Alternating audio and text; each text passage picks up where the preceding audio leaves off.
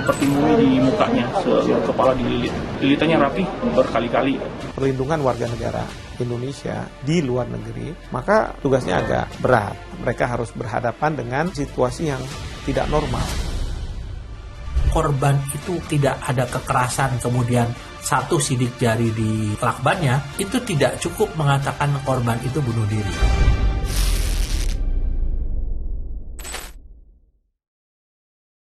Lebih dari sepekan, kasus kematian diplomat fungsional muda Kementerian Luar Negeri Arya Daru Pangyunan menyisakan teka-teki. Bak menyusun puzzle yang berantakan, kasusnya belum juga terlihat kepingan terakhirnya. Satu persatu bukti menjelang akhir hayatnya terus didalami. Akankah misteri ini segera terungkap? Saudara simak booster investigasi. Warning, diplomat tewas dengan lakban kuning di kepala.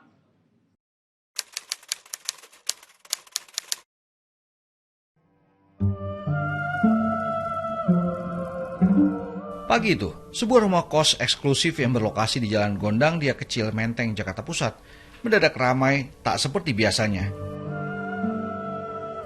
Beberapa polisi berkumpul di satu titik kamar kos dan nampak tim Inafis terlibat. Sepertinya ada sesuatu yang janggal yang baru saja terjadi.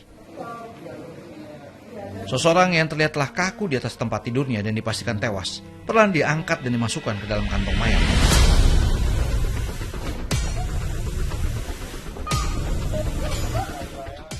Korban dibawa ke Jakarta Pusat untuk otopsi guna mengetahui penyebab kematiannya.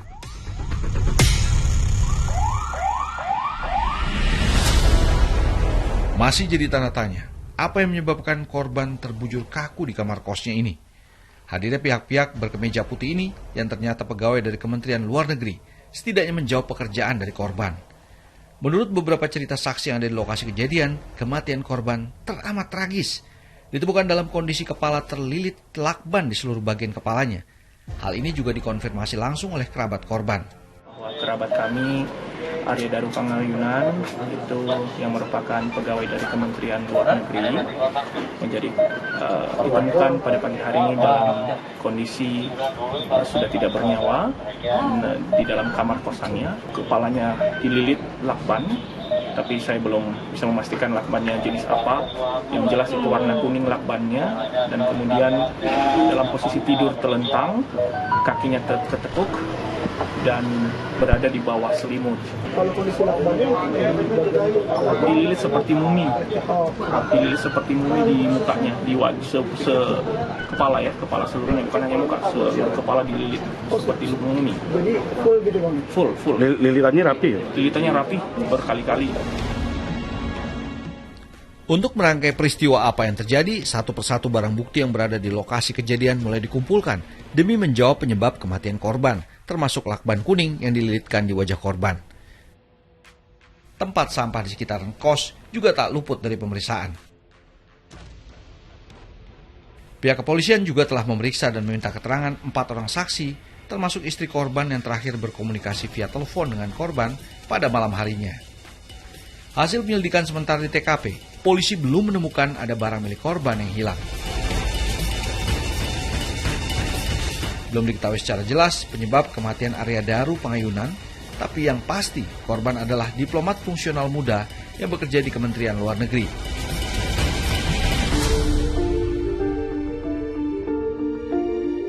Rabu sore 9 Juli 2025, suasana haru biru menyelimuti keluarga saat mobil jenazah yang membawa peti almarhum Arya Daru tiba dan disemayamkan di rumah duka yang berlokasi di Dusun Jomblang, Kapanewon, Banguntapan, Kabupaten Bantul, Daerah Istimewa Yogyakarta.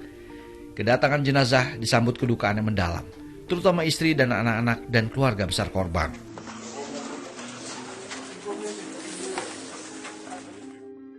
Ratusan pelayat datang menyampaikan rasa belasungkawa kepada keluarga untuk kepulangan Arya Daru ke pangkuan ilahi.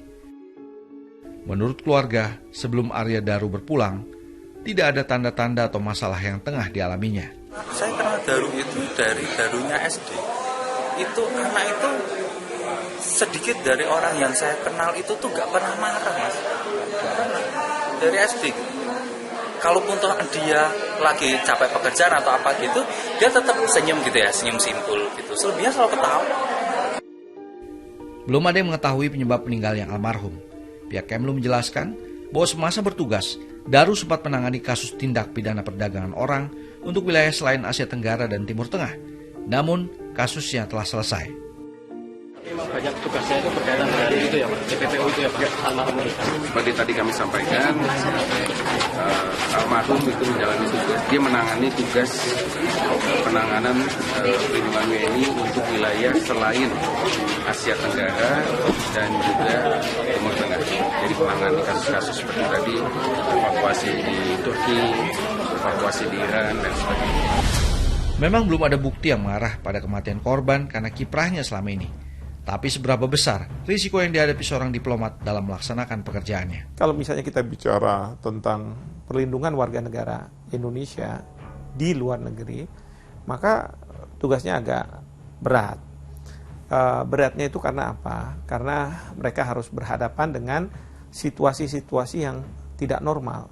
Biasanya orang yang bekerja di Direktorat Perlindungan Warga Negara itu orang-orang yang punya passion. Jadi mereka menghargai betul nyawa manusia, terutama nyawa manusia Indonesia. Karena memang tugasnya adalah untuk melakukan penyelamatan.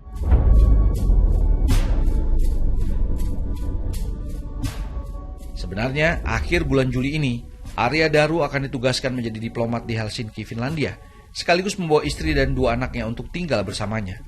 Namun, semuanya sirna karena Tuhan berkehendak lain.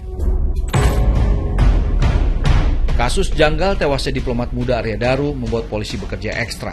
Pengumpulan bukti tambahan di lokasi kejadian kembali dilakukan, mengumpulkan bukti-bukti yang terkait dengan korban, sekaligus mengecek rekaman CCTV di sekitaran kos, demi menyusun kepingan puzzle untuk menguak teka-teki kematian pegawai Kemlu ini. Sehari sebelum ditemukan kehilangan nyawa dengan kepala terlilit lakban, Arya Daru sempat terekam lewat CCTV di dekat kamarnya, di mana dirinya tengah menenteng kresek hitam yang diduga merupakan sampah yang akan dibuangnya sekitaran pukul 23:24 pada tanggal 7 Juli lalu. Selang 1 menit kemudian, Arya Daru kembali masuk ke area kos dengan kancing baju yang terbuka dan jalan santai menuju kamarnya. Tak ada gerak-gerik yang aneh ditampakkannya. Rekaman ini menunjukkan terakhir kali ia terlihat beraktivitas. Beredar pula video rekaman CCTV kali pertama diplomat muda ini ditemukan tak bernyawa dengan kondisi yang tragis, di mana 2 orang yang tengah berupaya mencongkel kamar Arya Daru sekitar pukul 7:37 Selasa pagi 8 Juli 2025. Terlihat begitu kesulitan, penjaga kos dan rekannya terus berupaya membuka pintu kamar yang terkunci dari dalam dengan mengambil kartu smart door lock, dan akhirnya pintu berhasil terbuka.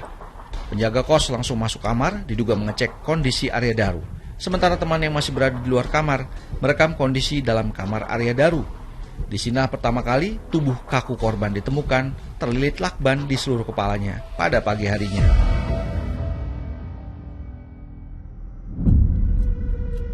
Kematian janggal diplomat Kemlu Arya Daru Pangayunan hingga kini masih menjadi teka-teki yang belum terpecahkan. Ada pendapat yang menyebut bahwa ini merupakan keputusan fatal yang diambil oleh korban sendiri. Tidak banyak orang lalu lalang, dengan kata lain ini TKP yang mudah, ya, sempurna lah, dalam arti mudah untuk kemudian dikolek, ya, dikumpulkan berbagai bukti. Tidak ada break in, tidak ada orang masuk, ya. Juga tidak terlihat ada tanda-tanda kekerasan di mana orang masuk itu lalu kemudian melakukan kekerasan kepada korban, ya. Jadi dengan kata lain, teori pembunuhan kemudian harus digagalkan. Jadi disebutkan oleh kepolisian bahwa sidik jari yang ditemukan di antara lakban itu adalah sidik jari yang bersangkutan. Nah, saya berpendapat 2. Pertama, memang dalam rangka untuk menutupi jalan nafasnya, jalan masuk udara, yang kemudian dipakai dalam rangka mempercepat kemauan yang bersangkutan untuk bunuh diri, gitu ya. Namun kalau kita juga melihat pada berbagai kasus yang sebelumnya terkait dengan kasus bunuh diri, juga banyak kasus-kasus yang di mana pelakunya bunuh diri tanpa memperlihatkan indikasi-indikasi yang aneh-aneh.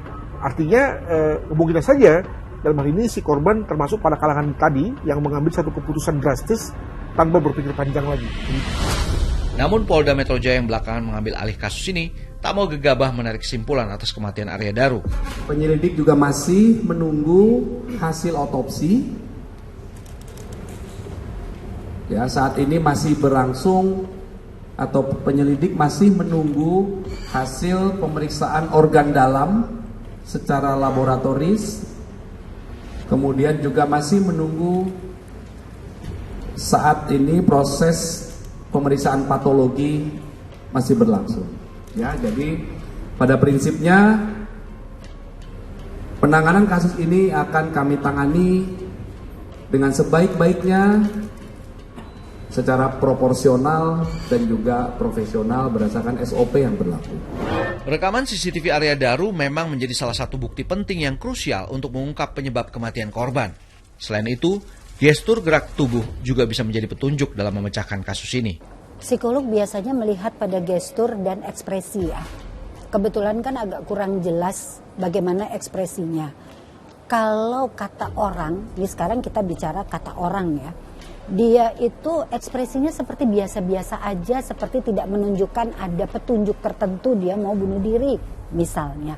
Bisa jadi memang dia nggak ingin gitu ya, tapi bisa juga sebaliknya gitu Mas. Jadi makanya ini masih sangat spekulatif dan masih sangat tentatif.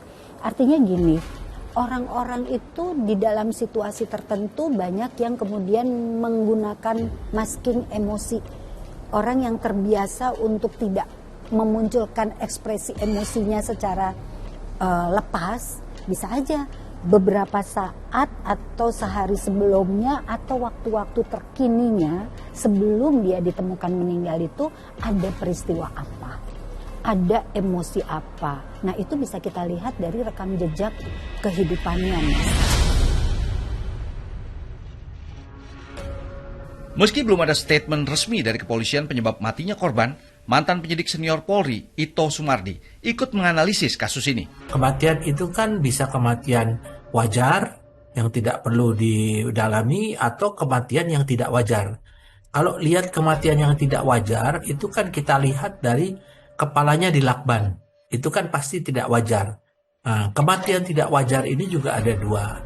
Kemungkinan dia dibunuh, kemungkinan dia meninggal karena sebelum apakah bunuh diri ataukah ada orang lain yang memberi kesan seolah-olah dia itu bunuh diri ya. Kalau misalnya kematian tidak wajar, SOP-nya itu wajib untuk dilakukan otopsi untuk mengetahui penyebab kematian atau waktu kematian.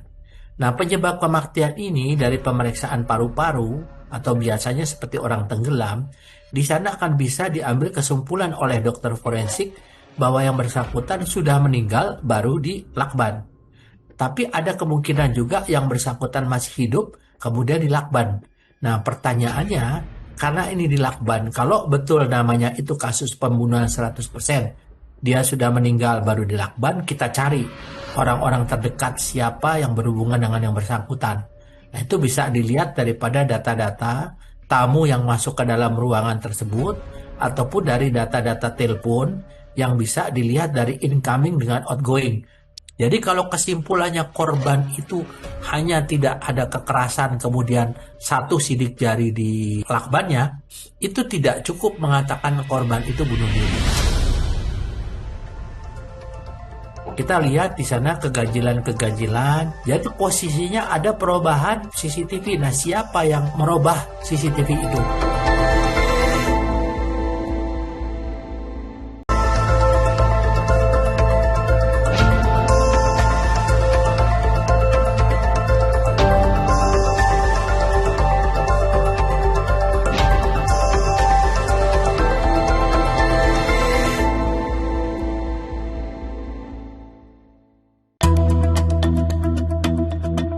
Di tengah penyelidikan kasus ini, beredar kembali video CCTV yang menampilkan seorang penjaga kos yang tengah bolak-balik di selasar depan kamar Arya Daru sekitar pukul 00:27 pada tanggal 8 Juli 2025 dengan mengenakan sarung dan bertelanjang dada sambil berkomunikasi lewat ponsel yang dibawanya.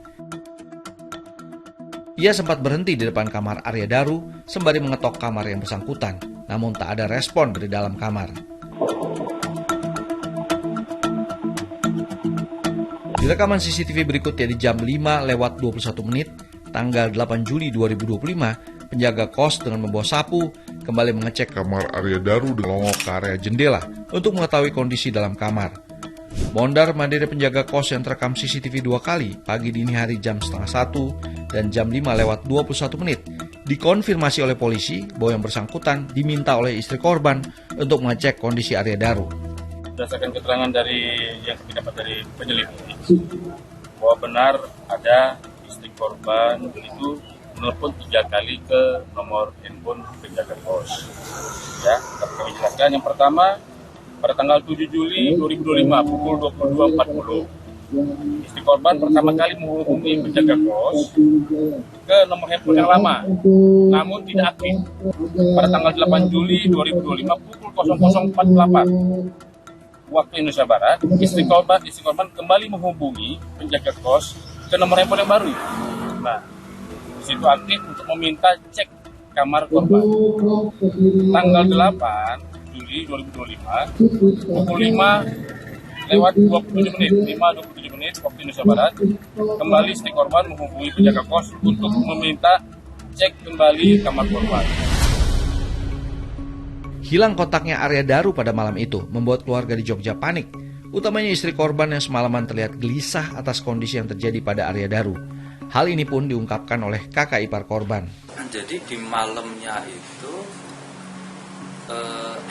adik saya itu kontekan, berkontak dengan si Daru itu terakhir jam 9-an lah.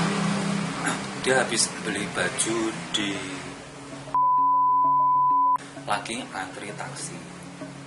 Nah, lagi ngantri taksi, terus setelah itu di kontak-kontak itu enggak bisa mas, sampai pagi. Melihat adik saya itu lagi duduk gitu, jarang, enggak pernah malam. Biasanya kan sudah tidur bareng sama anak-anaknya, ketemu pas subuh gitu. Nah ini kok enggak tidur gitu, enggak tidur. Saya tanya, loh kok pokoknya rak turu gitu, kok kamu enggak tidur apa? Ya aku ngantani Mas Daru tak kontak-kontak kok ora iso. Sebenarnya kalau sama petugas kos itu tuh sudah dari malamnya mas. Dari malam? Sudah dari malam. Nanya tolong dicek. Namun ada hal yang terlihat janggal dari beberapa CCTV yang beredar. Ada pergeseran sudut pandang kamera yang berbeda, di mana pada saat korban masih terlihat beraktivitas, kamera masih bisa menyorot pintu keluar masuk kos, sedangkan pintu kamar korban tak terlihat utuh, hanya kecil di kamera. Begitu juga pada saat penjaga kos bolak-balik di area selasar kamar korban, sudut pandang kamera masih sama. Sementara pagi harinya, saat penjaga kos mencongkel jendela kamar korban, sudut pandang kamera bergeser, terfokus pada area kamar korban. Kita lihat di sana keganjilan di mana yang bersangkutan itu sudah melewati setelah membuang sampah masuk, kita tidak bisa memandang di mana yang bersangkutan itu masuk, pintunya ketutup karena tidak terlihat daripada CCTV. Nah, pada saat penjongkelan jendela kan itu pintunya kelihatan waktu dia masuk. Jadi posisinya ada perubahan posisi CCTV. Nah, siapa yang di sana memiliki relasi kuasa untuk merubah CCTV itu? Dan mengapa bisa dirubah demikian? Kalau dikatakan memang dia merubah, kita tanya sebabnya apa? Karena saya juga mengamati ada time yang waktu yang di dalam CCTV itu yang melompat sekitar 23 atau 24 detik. Kita bisa menghitung saja dengan hitungan manual, itu sudah cukup bagi seseorang untuk menghapus satu aktivitas.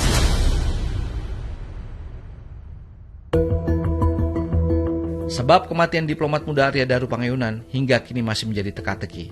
Melihat rekam jejak alumni UGM Yogyakarta jurusan Ilmu Hubungan Internasional, di awal karirnya, Daru sempat ditugaskan menjadi lokal staf di Kedutaan Besar di Yangon, Myanmar pada tahun 2011 sampai 2013. Kemudian di tahun 2018 hingga 2020, Daru berpindah tugas ke Dili Timor Leste sebagai Third Secretary, di mana ia menangani bidang politik. Puncaknya, Daru dipercaya sebagai Second Secretary di KBRI Buenos Aires, Argentina tahun 2020 hingga 2022, memegang tanggung jawab di bidang ekonomi, sosial, dan budaya. Dan saat kembali ke Indonesia tahun 2025 ini, Daru dipercaya menjabat sebagai diplomat fungsional muda di Direktorat Perlindungan WNI Kementerian Luar Negeri. Di sini, ia terlibat dalam penanganan berbagai misi perlindungan warga negara Indonesia di luar negeri, termasuk evakuasi WNI dari wilayah konflik seperti Iran dan Turki. Daru juga pernah memegang perkara penting, menjadi saksi untuk kasus tindak pidana perdagangan orang TPPO di Jepang. Dan mungkinkah hal ini ada korelasinya dengan kematian Arya Daru. Kalau orang yang bekerja di Kementerian Luar Negeri, maka dia akan menghadapi tantangan itu ketika dia ada di luar negeri, bukan ketika dia ada di Indonesia. Nah, ketika kita bicara di luar negeri, banyak tantangannya. Misalnya dalam rangka evakuasi warga kita di Iran, ya kan, dia harus tahu kondisi di sana itu bagaimana.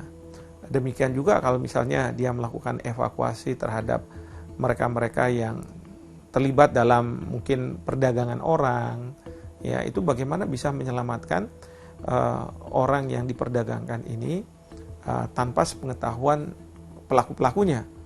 Misalnya saja kalau melakukan evakuasi itu harus berkoordinasi dengan aparat setempat, karena sebagai pejabat diplomatik juga dia nggak boleh sembarangan ya lalu melanggar aturan, seolah-olah tidak menghormati aturan yang ada di dalam negara tersebut. Gitu. Belum ada petunjuk yang mengerucut untuk bisa menjawab meninggalnya Arya Daru, faktor pembunuhankah ataupun bunuh diri. Tapi yang pasti, kematiannya dinilai tidak wajar, terlilit lakban kuning di seluruh kepalanya. Mungkinkah ada isyarat tertentu? Itu adalah lakban yang tidak biasa ya, tidak biasa. Lakban kan biasanya kalau di pasaran ada yang bening, ada yang hitam, ada yang coklat, ini kuning.